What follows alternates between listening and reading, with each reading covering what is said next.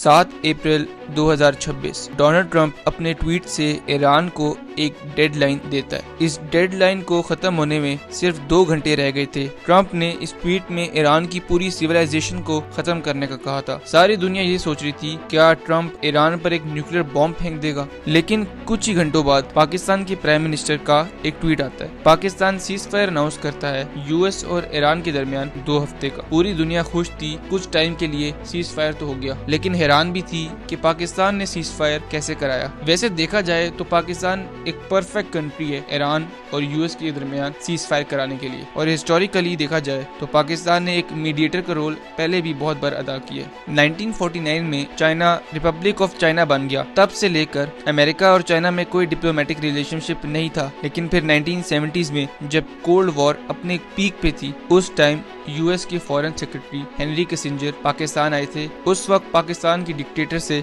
उनकी मुलाकात हुई और दुनिया को यही दिखाया गया कि ये विजिट पाकिस्तान के लिए, लेकिन ये एक फेक ट्रिप था और असल में उन्होंने मिलना था चाइना की लीडरशिप से। वहाँ से वो फिर चाइना चले जाते हैं और फिर पहली बार चाइना और यूएस की रिलेशनशिप शुरू होती है। और आज अगर आपको नहीं पता तो चाइना और अमेरिका की ट्रेड बिलियंस ऑफ डॉलर्स में। लेकिन पाकिस्तान ने सीज फायर कराया कैसे? डोनाल्ड ट्रंप जब अपने पहले टर्म में प्रेसिडेंट बने थे तब उन्होंने पाकिस्तान की जो मिलिट्री एड थी वो भी खत्म कर दी थी, लेकिन दूसरे टर्म में सिचुएशन बिल्कुल ऑपोजिट है। कैसे पाकिस्तान ने इस अमेरिकन लीडरशिप को अपने क्लोज किया और कैसे सीज फायर कराया ईरान और यूएस के दरमियान, जानते हैं आज की इस वीडियो में।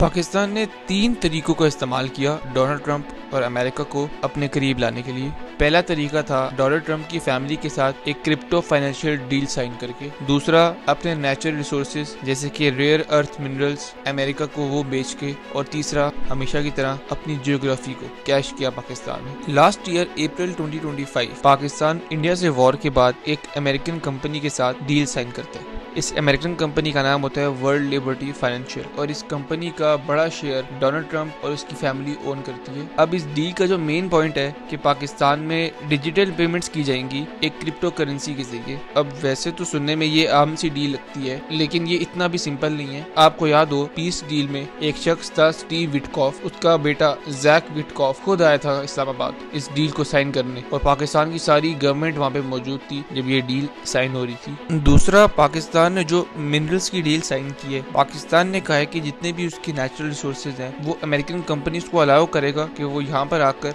माइनिंग करें और वो खुद मिनरल्स का एक शेयर रख सकते हैं। अब चाइना ने काफी अरसे से अमेरिका को रेयर अर्थ मिनरल नहीं दिए, क्योंकि चाइना समझता है कि बहुत ही रेयर है और इसी से फ्यूचर की टेक्नोलॉजीज बनेगी। और पाकिस्तान के फील्ड मार्शल की वो पिक्चर काफी वायरल हुई जब उन्होंने व्हाइट हाउस का विजिट किया, तो उन्होंने ब्रीफ केस में खोल के डोनाल्ड ट्रंप को मिनरल्स दिखाए। और पाकिस्तान ने कहा जाता है कि एक शिपमेंट कर भी दी है यूएस को, और इसमें बहुत ही नायाब मिनरल्स शामिल है जैसे कि कॉपर, गोल्ड, सीरियम, नियोडाइमियम जो कि इलेक्ट्रॉनिक्स में इस्तेमाल होता है। और तीसरा, पाकिस्तान की ज्योग्राफी। वीडियो के शुरू में मैंने आपसे कहा था कि पाकिस्तान बेस्ट कंट्री है यूएस और ईरान के दरमियान सीज फायर कराने के लिए। उसकी वजह यह है कि पाकिस्तान ने हमेशा अमेरिका के साथ भी अपने रिश्ते बहुत ही अच्छे रखे और ईरान से तो बहुत ही अच्छे रिश्ते। इस वजह से पहले ये कहा जा रहा था कि टर्की, स्विट्जरलैंड, ओमान इधर करवा लेते हैं, लेकिन वहाँ पे प्रॉब्लम ये है कि स्विट्जरलैंड यूरोप के बीच में, तो ईरान वहाँ पे रिस्क नहीं लेगा। पाकिस्तान करीब भी बहुत था और यहाँ तक इजराइल शायद कोई स्ट्राइक भी नहीं कर सकता था। बेशक ये टॉक्स फेल हो गई, लेकिन आगे टॉक्स अभी प्रोग्रेस कर रही है और हमारी दुआ है और हम होप करते हैं कि ये टॉक्स आगे रिज्यूम हो और किसी अच्छे पॉजिटिव कंक्लूजन पर पहुंचे।